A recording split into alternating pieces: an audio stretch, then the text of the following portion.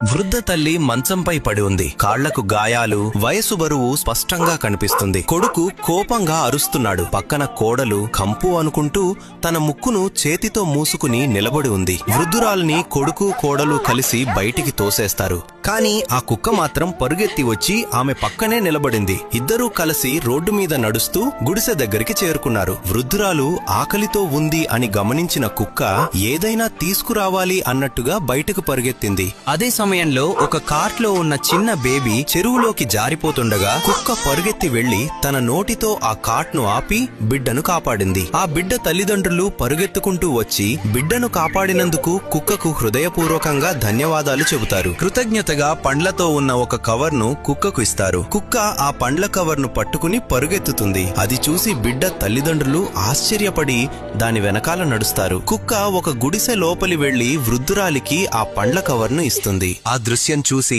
బిడ్డ తల్లిదండ్రుల హృదయం ఒక్కసారిగా కదిలిపోతుంది. ఆమె పరిస్థితిని తెలుసుకుని చాలా భావోద్వేగానికి గురవుతారు. కుక్కతో పాటు ఆ వృద్ధ తల్లిని తమ ఇంటికి తీసుకుని వెళ్తారు. స్టోరీ నచ్చితే లైక్, సబ్స్క్రైబ్ చేయొచ్చు కదా.